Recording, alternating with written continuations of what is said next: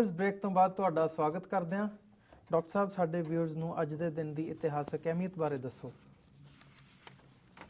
ਅੱਜ 1716 ਦੇ ਵਿੱਚ ਅੱਜ ਦੇ ਦਿਨ ਬਾਬਾ ਬੰਦਾ ਸਿੰਘ ਬਹਾਦਰ ਤੇ ਉਹਨਾਂ ਦੇ 700 ਸਾਥੀ ਸਿੰਘਾਂ ਨੂੰ, ਜਿਨ੍ਹਾਂ ਨੂੰ ਗੁਰਦਾਸ ਨੰਗਲ ਜ਼ਿਲ੍ਹਾ ਗੁਰਦਾਸਪੁਰ ਦੀ ਗੜੀ ਚੋਂ 8-9 ਮਹੀਨੇ ਦੇ ਘੇਰੇ ਬਾਅਦ ਭੁੱਖੀ ਪਾਣੀ ਹਾਲਤ ਦੇ ਵਿੱਚ ਬਹੁਤ ਸਾਰੇ ਉਹਨਾਂ ਚੋਂ ਹੱਡੀਆਂ ਦੀ ਮੁੱਠ ਬਣ ਚੁੱਕੇ ਸਨ, ਉਹਨਾਂ ਨੂੰ ਗ੍ਰਿਫਤਾਰ ਕੀਤਾ ਗਿਆ ਔਰ ਪੂਰਾ ਇੱਕ ਫਿਰ ਜਲੂਸ ਬਣਾ ਕੇ ਉਹਨਾਂ ਨੂੰ ਦਿੱਲੀ ਤੱਕ ਲਿਜਾਇਆ ਗਿਆ, ਜਿੱਥੇ ਕਿ 100 ਸਿੱਖਾਂ ਨੂੰ ਰੋਜ਼ਾਨਾ ਚੌਂਕ ਦੇ ਵਿੱਚ ਲਿਆਂਦਾ ਜਾਂਦਾ ਸੀ। ਉਹਨਾਂ ਨੂੰ ਪੁੱਛਿਆ ਜਾਂਦਾ ਸੀ ਕਿ ਵੀ ਤੁਸੀਂ ਬਾਗੀ ਹੋ, ਬਾਗੀ ਦੇ ਲਈ ਸਜ਼ਾਏ ਮੌਤ ਹੈ, ਪਰ ਇੱਕ ਤਰ੍ਹਾਂ ਨਾਲ ਤੁਹਾਡੀ ਮੌਤ ਦੀ ਸਜ਼ਾ ਬਦਲ ਸਕਦੀ ਹੈ ਜੇ ਤੁਸੀਂ ਧਰਮ ਤਬਦੀਲ ਕਰ ਲਓ। ਯੂਰਪ ਦੇ ਵੀ ਉੱਥੇ ਬੈਠੇ ਸੀ ਉਸ ਜ਼ਮਾਨੇ ਦੇ ਉਹਨਾਂ ਦੇ ਨੁਮਾਇੰਦੇ, ਔਰ ਇਹ ਡਰਾਮਾ ਜਿਹੜਾ ਹੈ ਪਬਲਿਕਲੀ ਚੱਲਦਾ ਰਿਹਾ 7 ਦਿਨ। ਉਹਨਾਂ 'ਚੋਂ ਇੱਕ ਵੀ ਸਿੱਖ ਡੋਲਿਆ ਨਹੀਂ।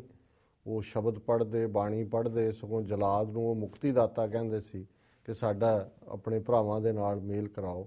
ਸੋ ਬਾਅਦ ਦੇ ਵਿੱਚ ਬੰਦਾ ਸਿੰਘ ਬਹਾਦਰ ਉਹਦੇ ਬੱਚੇ ਨੂੰ ਮਾਰਿਆ, ਉਹਦਾ ਦਿਲ ਉਹਦੇ ਮੂੰਹ 'ਚ ਤੁੰਨਿਆ ਸੀ, ਇਤਿਹਾਸ ਤੋਂ ਵਾਕਿਫ ਹੈ, ਔਰ ਉਹਦਾ ਅੱਖਾਂ ਕੱਢੀਆਂ ਔਰ ਬੰਦਾ ਸਿੰਘ ਬਹਾਦਰ ਨੇ ਸ਼ਹੀਦੀ ਪਾਈ। ਸੋ ਇਹ ਸਾਡੇ ਮਾਣਯੋਗ ਉਸ ਇਤਿਹਾਸ ਦਾ ਹਿੱਸਾ ਹੈ ਕਿ ਜਿਹਨੂੰ ਅਸੀਂ ਅਰਦਾਸ ਦੇ ਵਿੱਚ ਵੀ ਯਾਦ ਕਰਦੇ ਹਾਂ ਕਿ ਜਿਨ੍ਹਾਂ ਨੇ ਸਿੱਖੀ ਕੇਸਾਂ ਸਵਾਸਾਂ ਨਾਲ ਨਿਭਾਈ। ਇਹ ਉਹ ਦਿਨ ਹੈ। 1926 ਦੇ ਵਿੱਚ ਅੱਜ ਦੇ ਦਿਨ 6 ਬੱਬਰਾਂ ਨੂੰ, ਬੱਬਰ ਅਕਾਲੀ ਮੂਵਮੈਂਟ, ਜਿਹੜੀ ਅਕਾਲੀ ਮੂਵਮੈਂਟ ਪੰਜਾਬ ਚੱਲੀ ਗੁਰਦੁਆਰਾ ਸੁਧਾਰ ਲਹਿਰ ਦੀ, ਉਹਦੇ ਬਰਾਬਰ ਇਹ ਬੱਬਰ ਅਕਾਲੀ ਲਹਿਰ ਸੀ ਜਿਨ੍ਹਾਂ ਨੇ ਦੁਆਬੇ ਦੇ ਵਿੱਚ ਹੁਸ਼ਿਆਰਪੁਰ ਜਲੰਧਰ ਜਿਹੜੇ ਉਹਨਾਂ ਦੇ ਟਾਊਟ ਸੀ ਅੰਗਰੇਜ਼ਾਂ ਦੇ, ਉਹਨਾਂ ਨੂੰ ਸੋਧਣਾ ਸ਼ੁਰੂ ਕੀਤਾ। ਔਰ ਇੱਕ ਸਟੇਜ ਆਈ ਵੀ ਦੁਆਬੇ ਦੇ ਵਿੱਚ ਇਹ ਅੰਗਰੇਜ਼ਾਂ ਦੀ ਖੁਫੀਆ ਡਾਇਰੀ ਹੈ ਵੀ ਸਾਡੇ ਕੋਲ ਕੋਈ ਜਾਣਕਾਰੀ ਨਹੀਂ ਆ ਰਹੀ, ਵੀ ਸਾਡਾ ਤਾਂ ਰਾਜ ਖਤਮ ਹੋ ਗਿਆ, ਵੀ ਇਹ ਬੱਬਰ ਅਕਾਲੀਆਂ ਨੇ, ਪਰ ਅਲਟੀਮੇਟਲੀ ਫੜੇ ਗਏ। ਔਰ ਅੱਜ ਦੇ ਦਿਨ ਲਾਹੌਰ ਜੇਲ੍ਹ ਦੇ ਵਿੱਚ 5 ਜਿਹੜੇ ਬੱਬਰਾਂ ਦੇ ਪ੍ਰਮੁੱਖ ਲੀਡਰ ਸਨ, ਕਿਸ਼ਨ ਸਿੰਘ ਗੜਗੱਜ, ਸੰਤਾ ਸਿੰਘ, ਦਲੀਪ ਸਿੰਘ, ਨੰਦ ਸਿੰਘ, ਕਰਮ ਸਿੰਘ, ਉਹਨਾਂ ਨੂੰ ਲਾਹੌਰ ਜੇਲ੍ਹ ਦੇ ਵਿੱਚ ਅੱਜ ਦੇ ਦਿਨ 1926 ਦੇ ਵਿੱਚ ਫਾਂਸੀ ਦਿੱਤੀ ਗਈ।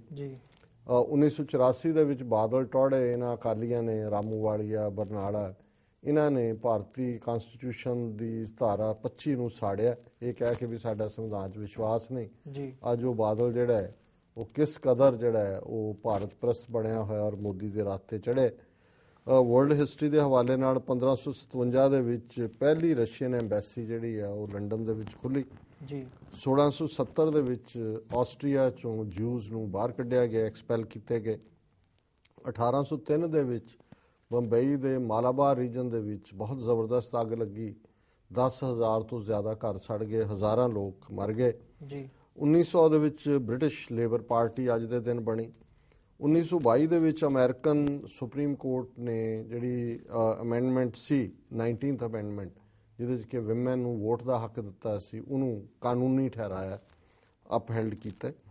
1933 ਦੇ ਵਿੱਚ ਜਰਮਨ ਪਾਰਲੀਮੈਂਟ ਬਿਲਡਿੰਗ ਹਿਟਲਰ ਨੇ ਛਡਵਾਈ ਔਰ ਉਹਦਾ ਦੋਸ਼ ਜਿਹੜਾ ਉਹ ਕਮਿਊਨਿਸਟਾਂ 'ਤੇ ਦੇ ਕੇ ਉਹਨਾਂ 'ਤੇ ਪਾਬੰਦੀ ਲਾ ਦਿੱਤੀ। 1951 ਦੇ ਵਿੱਚ ਅਮਰੀਕਾ ਨੇ 22nd ਅਮੈਂਡਮੈਂਟ ਪਾਸ ਕੀਤੀ, ਜਿਹਦੇ ਥੱਲੇ ਉਹਨਾਂ ਨੇ ਫਿਕਸ ਕੀਤਾ ਵੀ ਕੋਈ ਵੀ ਅਮਰੀਕਨ ਪ੍ਰੈਜ਼ੀਡੈਂਟ 2 ਟਰਮਸ ਤੋਂ ਜ਼ਿਆਦਾ ਸਰਵ ਨਹੀਂ ਕਰੇਗਾ। 4 ਸਾਲ ਦੀ ਟਰਮ, 8 ਸਾਲ ਮੈਕਸਿਮਮ। ਸਾਡੇ ਤਾਂ ਮਰ ਜਾਣ, ਮਰਦੇ ਹੀ ਕੁਰਸੀ ਤੇ ਨੇ, ਬੁੱਢੇ ਹੋ ਜਾਣ, ਅੱਗੋਂ ਮੁੰਡਾ ਤਿਆਰ ਕੀਤਾ ਹੁੰਦਾ, ਉਹ ਘੜੀਸ ਕੇ ਹੀ ਲਾਉਂਦੇ ਆ ਉਹਨਾਂ ਨੂੰ। 1967 ਦੇ ਵਿੱਚ ਡੋਮਿਨਿਕਾ ਜਿਹੜਾ ਉਹ ਆਜ਼ਾਦ ਹੋਇਆ ਯੂਕੇ ਤੋਂ।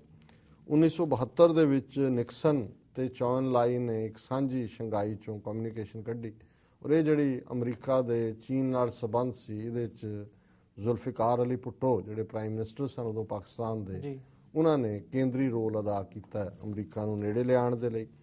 1998 ਦੇ ਵਿੱਚ ਹਾਊਸ ਆਫ ਲਾਰਡਸ ਨੇ ਇਹ ਪਾਸ ਕੀਤਾ ਇੰਗਲੈਂਡ ਦੇ ਵਿੱਚ ਕਿ ਰਾਜੇ ਦਾ ਕੋਈ ਵੀ ਵੱਡਾ ਜਿਹੜਾ ਹੋਏ, ਮੁੰਡਾ ਹੋਏ ਜਾਂ ਕੁੜੀ ਹੋਏ, ਉਹੀ ਅਗਲਾ ਬਾਦਸ਼ਾਹ ਬਣੇਗਾ।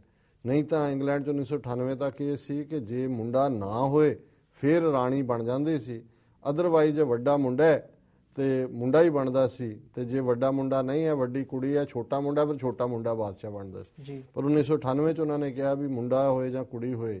ਸੋ ਇਹ ਜਿਹੜੀ ਅੱਜ ਬਰਾਬਰੀ ਦੀਆਂ ਗੱਲਾਂ ਕਰਦੇ ਨੇ, 1998 ਤੱਕ ਇੰਗਲੈਂਡ ਦੇ ਵਿੱਚ ਵੀ ਇਹ ਡਿਸਕ੍ਰਿਮੀਨੇਸ਼ਨ ਸੀ ਔਰਤਾਂ ਦੇ ਨਾਲ। 2002 ਦੇ ਵਿੱਚ ਗੋਧਰਾ ਕਾਂਡ ਜਿਹੜਾ ਕਿ ਨਰਿੰਦਰ ਮੋਦੀ ਨਹੀਂ ਕੀਤਾ ਕਰਵਾਇਆ, ਸਾਬਰਮਤੀ ਐਕਸਪ੍ਰੈਸ 'ਚ ਅੱਗ ਲਵਾਈ, 52 ਹਿੰਦੂ ਸੜ ਗਏ, ਮੁਸਲਮਾਨਾਂ ਦੇ ਸਿਰ ਥੋਪਿਆ, ਤੇ ਫਿਰ ਹਜ਼ਾਰਾਂ ਮੁਸਲਮਾਨ ਜਿਹੜੇ ਨੇ ਉਹ ਝੂਠੇ ਜਿਹੜੇ ਕਿਵੇਂ ਮਾਰੇ ਖੋ ਕੇ। 2012 ਦੇ ਵਿੱਚ ਅੱਜ ਦੇ ਦਿਨ ਵਿਕੀਲੀਕਸ ਨੇ ਇਹ ਐਲਾਨ ਕੀਤਾ ਕਿ ਉਹ 5 ਮਿਲੀਅਨ ਖੁਫੀਆ ਜਿਹੜੇ ਡਾਕੂਮੈਂਟ, ਸਟ੍ਰੈਟਫਰ ਇੱਕ ਖੁਫੀਆ ਇੰਟੈਲੀਜੈਂਸ ਏਜੰਸੀ ਹੈ ਜੀ ਜਿਹੜੀ ਅਮਰੀਕਾ ਦੇ ਵਿੱਚ ਕੰਮ ਕਰਦੀ ਹੈ, ਔਰ ਉਹਨਾਂ ਨੇ 5 ਮਿਲੀਅਨ ਈਮੇਲ ਜਿਹੜੀਆਂ ਨੇ ਉਹ ਰਿਲੀਜ਼ ਕਰਨ ਦਾ ਐਲਾਨ ਕੀਤਾ ਹੈ ਵਿਕੀਲੀਕਸ ਨੇ। ਡਾਕਟਰ ਸਾਹਿਬ, ਭਾਰਤ ਨੇ ਅਜੇ ਤੱਕ ਫੈਸਲਾ ਨਹੀਂ ਕੀਤਾ ਕਿ UNHRC ਵਿੱਚ ਉਸਨੇ ਸ਼੍ਰੀਲੰਕਾ ਦੇ ਖਿਲਾਫ ਵੋਟ ਪਾਉਣੀ ਹੈ ਜਾਂ ਨਹੀਂ। ਇਸ ਤੇ ਆਪ ਜੀ ਦੀ ਟਿੱਪਣੀ। ਦੇਖੋ, United nations human right council ਦੀ ਮੀਟਿੰਗ ਨੈਕਸਟ ਮੰਥ ਹੋ ਰਹੀ ਹੈ ਜਨੀਵਾ ਦੇ ਵਿੱਚ। 2012 ਦੇ ਵਿੱਚ, 2013 ਦੇ ਵਿੱਚ ਭਾਰਤ ਨੇ ਸ਼੍ਰੀਲੰਕਾ ਦੇ ਖਿਲਾਫ ਵੋਟ ਪਾਈ। ਹੁਣ ਜਿਹੜੀ UN ਦੀ ਮੇਨ ਇੰਚਾਰਜ ਹੈ ਇਸ ਹਿਊਮਨ ਰਾਈਟਸ ਵਿੰਗ ਦੀ, ਸ਼ਾਇਦ ਪਿਲਾਈ ਉਹਦਾ ਨਾਂ ਹੈ, ਨੈਨੀ ਪਿਲਾਈ ਜੀ, ਉਹਨੇ ਕਿਹਾ ਕਿ ਵੀ ਸਪੈਸ਼ਲ ਇਨਵੈਸਟੀਗੇਸ਼ਨ ਹੋਣੀ ਚਾਹੀਦੀ ਹੈ ਵੀ ਕਿਵੇਂ ਸ਼੍ਰੀਲੰਕਾ ਦੀ ਫੌਜ ਨੇ ਤਮਿਲਾਂ ਨੂੰ ਮਾਰਿਆ। ਹੁਣ ਇੰਡੀਆ ਇੱਕ ਪਾਸੇ ਵੋਟ ਖਿਲਾਫ ਜਿਹੜਾ ਹੈ ਉਹ ਨਹੀਂ ਪਾਉਣਾ ਚਾਹੁੰਦਾ ਲੰਕਾ ਦੇ, ਪਰ ਕਿਉਂਕਿ ਤਮਿਲਨਾਡੂ ਦੇ ਵਿੱਚ ਇੰਨਾ ਕੁ ਸੈਂਟੀਮੈਂਟ ਹੈ ਤਮਿਲਾਂ ਦੇ ਲਈ ਕਿ ਉਹਨਾਂ ਦੀ ਪੋਲੀਟੀਕਲ ਮਜਬੂਰੀ ਬਣ ਜਾਂਦੀ ਹੈ। ਸੋ 2 ਸਾਲ ਤਾਂ ਵੋਟ ਪਾਉਂਦੇ ਰਹੇ ਨੇ, ਹੁਣ ਪਾਉਣਗੇ ਕਿ ਨਹੀਂ ਪਾਉਣਗੇ। ਹੁਣ ਤੁਸੀਂ ਦੇਖੋ ਵੀ ਕਿਸ ਕਦਰ ਤਮਿਲਨਾਡੂ 'ਚ ਨਫ਼ਰਤ ਹੈ ਇਹਨਾਂ ਦੇ ਲਈ, ਇੰਡੀਅਨ ਸਿਸਟਮ ਲਈ, ਕਿ ਸੁਪਰੀਮ ਕੋਰਟ ਦੇ ਆਰਡਰ ਥੱਲੇ ਇੰਡੀਆ ਨੇ ਸੈਂਟਰ ਗਵਰਨਮੈਂਟ ਨੇ ਪ੍ਰੋਟੈਸਟ ਕੀਤਾ ਹੈ ਕਿ ਜੀ ਉਹ ਰਾਜੀਵ ਗਾਂਧੀ ਦੇ ਕਾਤਲਾਂ ਨੂੰ ਛੱਡਣਾ ਨਹੀਂ ਹੈ। ਜੈ ਲਲਿਤਾ ਨੇ ਤਾਂ ਕਿਹਾ 24 ਘੰਟੇ ਦੇ ਵਿੱਚ ਅਸੀਂ ਛੱਡ ਦੇਣੇ ਨੇ। ਹੁਣ ਸੁਪਰੀਮ ਕੋਰਟ ਨੇ ਇੰਟਰਵੀਨ ਕੀਤਾ, ਉਹਨਾਂ ਦੀ ਰਿਹਾਈ ਰੁਕ ਗਈ। ਹਾਂਜੀ। ਤੇ ਪਿਛਲੇ ਕੱਲ ਜਿੰਨੇ ਰਾਜੀਵ ਗਾਂਧੀ ਦੇ ਬੁੱਤ ਸੀ ਮਦਰਾਸ ਦੇ ਵਿੱਚ ਸਭ ਟੁੱਟੇ ਮਿਲੇ, ਉਹਨਾਂ ਸਾਰੇ ਬੁੱਤ ਹੀ ਤੋੜਤੇ ਉਹਦੇ, ਔਰ ਕਾਂਗਰਸ ਦੇ ਦਫ਼ਤਰ ਤੇ ਵੀ ਕੋਈ ਅਟੈਕ ਕੀਤਾ। ਸੋ ਇਹ ਹੈ ਜਿਹੜਾ ਨੈਸ਼ਨਲਿਜ਼ਮ ਹੈ, ਇਹ ਹੈ ਕਿ ਭਾਈ ਤੁਸੀਂ ਤਮਿਲ, ਹਾਲਾਂ ਸ਼੍ਰੀਲੰਕਾ ਦੇ ਤਮਿਲਾਂ ਨਾਲ ਇਹਨਾਂ ਦਾ ਕੀ ਸੰਬੰਧ ਹੈ? ਉਹ ਤਾਂ ਟੀ ਪਲਾਂਟਰ ਔਰ ਦੂਜੇ ਗਰੀਬਾਂ ਨੂੰ ਲੈ ਕੇ ਉੱਥੇ ਗਏ ਸੀ। ਲੇਕਿਨ ਜਦੋਂ ਕੌਮਾਂ ਖਲੋਂਦੀਆਂ ਨੇ ਇਵੇਂ ਖਲੋਣ ਤੇ ਫਿਰ ਕੋਈ ਜਿਹੜਾ ਹੈ ਉਹ ਉਹਨਾਂ ਨੂੰ ਗੁਲਾਮ ਨਹੀਂ ਬਣਾ ਸਕਦਾ। ਸੋ ਇੰਡੀਅਨ ਗਵਰਨਮੈਂਟ ਚਾਹ ਕੇ ਵੀ ਜਿਹੜੀ ਹੈ ਵੋਟ ਸ਼੍ਰੀਲੰਕਾ ਸਰਕਾਰ ਦੇ ਹੱਕ 'ਚ ਨਹੀਂ ਪਾ ਸਕੇਗੀ। ਜੀ ਡਾਕਟਰ ਸਾਹਿਬ ਸਾਨੂੰ ਸਮਾਂ ਅੱਗੇ ਵਧਣ ਦੀ ਇਜਾਜ਼ਤ ਨਹੀਂ ਦਿੰਦਾ, ਤੇ ਤੁਸੀਂ ਸਾਡੇ ਦਰਸ਼ਕਾਂ ਨੂੰ ਅੱਜ ਦਾ ਵਿਚਾਰ ਦੱਸੋ। ਅੱਜ ਦੇ ਵਿਚਾਰ ਲਈ ਅਸੀਂ ਲਹਿੰਦੇ ਪੰਜਾਬ ਦੇ ਮਸ਼ਹੂਰ ਸੂਫੀ ਸ਼ਾਇਰ ਸ਼ਾਹ ਹੁਸੈਨ ਦੇ 2 ਕਪਲੇਟਸ ਨੂੰ ਚੁਣੇ। ਔਰ ਜਿਵੇਂ ਸ਼ਾਹ ਹੁਸੈਨ ਆਪਣੀ ਉਹਨਾਂ ਦੇ ਵਿੱਚ ਫਕੀਰ ਹੈ, ਰੱਬ ਦੇ ਨਾਲ ਮਿਲਿਆ ਹੋਇਆ, ਰੱਬ ਦੇ ਨਾਲ ਇੱਕਮਿਕ, ਔਰ ਹਰ ਚੀਜ਼ ਜਿਹੜੀ ਉਹਨਾਂ ਨੂੰ ਲੱਗਦੀ ਹੈ ਕਿ ਰੱਬ ਨਾਲ ਮਿਲਣ ਦੇ ਰਸਤੇ 'ਚ ਰੁਕਾਵਟ ਹੈ, ਉਸ ਨੂੰ ਆਪਣੇ ਆਪ ਦੇ ਉੱਤੇ ਢੁਕਾ ਕੇ ਸਾਨੂੰ ਸਮਝਾਉਣ ਦਾ ਯਤਨ ਕਰਦੇ ਨੇ ਇਨਸਾਨਾਂ ਨੂੰ। ਵੋ ਕੀ ਆਕੜ ਆਕੜ ਚੱਲਣਾ, ਖਾਏ ਖੁਰਾਕਾਂ ਤੇ ਪਹਿਨ ਪੁਸ਼ਾਕਾਂ, ਕੀ ਜੰਮਦਾ ਬੱਕਰਾ ਪਲਣਾ, 3.5 ਹੱਥ ਮੁਲਕ ਅਸਾਡਾ, 3.5 ਹੱਥ ਮੁਲਕ ਤੁਸਾਡਾ, ਕਿਉਂ ਜੂ ਪਰਾਈ ਮਲਣਾ, ਕਹਿ ਹੁਸੈਨ ਫਕੀਰ ਸਾਈਂ ਦਾ ਅੰਤ ਖਾਕ ਵਿੱਚ ਰਲਣਾ, ਸਭੇ ਸਖੀਆਂ ਗੁਣਵੰਤੀਆਂ। ਮੈਂ ਪਹਿਲੇ ਦੀ ਗੱਲ ਕਰ ਲਾਂ, ਉਹ ਮਨੁੱਖ ਨੂੰ ਕਹਿੰਦੇ ਨੇ ਵੀ ਤੂੰ ਕੀ ਆਕੜ ਆਕੜ ਕੇ ਚੱਲਣਾ, ਉਹ ਕੀ ਆਕੜ ਆਕੜ ਚੱਲਣਾ, ਖਾਏ ਖੁਰਾਕਾਂ ਤੇ ਪਹਿਨ ਪੁਸ਼ਾਕਾਂ, ਕੀ ਜੰਮਦਾ ਬੱਕਰਾ ਪਲਣਾ, ਕਿ ਤੂੰ ਆਪਣੇ ਸਰੀਰ ਨੂੰ ਕਿਵੇਂ ਪਾਲ ਰਿਹਾ, ਖਾ ਖਾ ਕੇ ਖੁਰਾਕਾਂ, ਪਹਿਨ ਕੇ ਤਰ੍ਹਾਂ ਦੀਆਂ ਪੁਸ਼ਾਕਾਂ। ਅਲਟੀਮੇਟਲੀ ਜੰਮ ਜਾਂ ਇਜ਼ਰਾਇਲ ਜਿਹਨੂੰ ਮੌਤ ਦਾ ਫਰਿਸ਼ਤਾ ਹੈ, ਉਹਦਾ ਹੀ ਤੂੰ ਖਾਜਾ ਬਣਨਾ, ਹੋ ਜਾਣਾ ਅਲਟੀਮੇਟਲੀ ਡੈਥ ਹੀ ਮਿਲਣੀ ਹੈ। ਤੂੰ ਇਹਨੂੰ ਜਿੰਨਾ ਮਰਜ਼ੀ ਸ਼ਿੰਗਾਰ ਲੈ ਸਰੀਰ ਨੂੰ। 3.5 ਹੱਥ ਮੁਲਕ ਤੋਂ ਸਾਡਾ, 3.5 ਹੱਥ ਕਬਰ, ਕਿ ਅਲਟੀਮੇਟਲੀ ਤੇਰੀ ਥਾਂ ਕਬਰ 'ਚ ਹੈ, ਜਿੱਥੇ 3.5 ਹੱਥ ਉਹੀ ਤੇਰਾ ਮੁਲਕ ਹੋਣਾ ਜੀ। ਕਿਉਂ ਜੂ ਪਰਾਈ ਮਲਣਾ, ਪਰ ਤੂੰ ਤਾਂ ਕਬਜ਼ੇ ਕਰਨ ਲੱਗਾ ਹੋਇਆ ਦੂਜਿਆਂ ਦੀਆਂ ਜ਼ਮੀਨਾਂ ਦਾ ਵੀ ਜਾ ਕੇ। ਇਨ ਦਾ ਐਂਡ ਤੇਰੀ ਡੈਸਟਨੀ ਕੀ ਹੈ? ਉਹੀ 3.5 ਹੱਥ ਮੁਲਕ ਤੋਂ ਸਾਡਾ, ਕਿਉਂ ਜੂ ਪਰਾਈ ਮਲਣਾ, ਕਹਿ ਹੁਸੈਨ ਫਕੀਰ ਸਾਈਂ ਦਾ ਅੰਤ ਖਾਕ ਵਿੱਚ ਰਲਣਾ। ਵੀ ਅਲਟੀਮੇਟ ਡੈਸਟਨੀ ਸਵਾਹ ਹੈ, ਉਹ ਖਾਕ ਹੈ, ਮਿੱਟੀ ਹੈ, ਜਿਸ ਮਿੱਟੀ ਦੇ ਨਾਲ ਮਿੱਟੀ ਹੋ ਜਾਣਾ।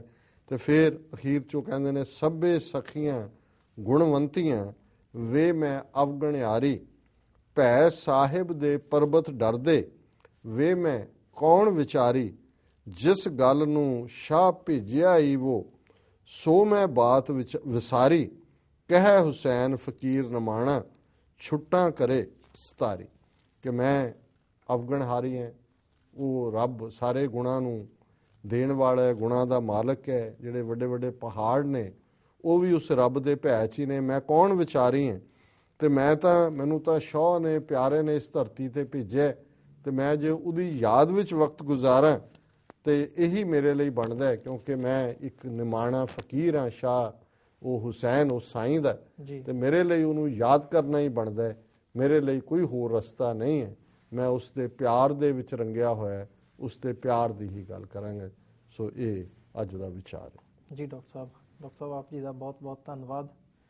ਵਿਊਅਰ, ਸਾਡੇ ਪ੍ਰੋਗਰਾਮ ਦਾ ਸਮਾਂ ਇੱਥੇ ਹੀ ਸਮਾਪਤ ਹੁੰਦਾ ਹੈ। ਤੁਸੀਂ ਸਾਨੂੰ ਆਪਣੇ ਸੁਝਾਅ ਤੇ ਵਿਚਾਰ ਭੇਜਣਾ ਨਾ ਭੁੱਲਣਾ sos@tv84.tv ਤੇ।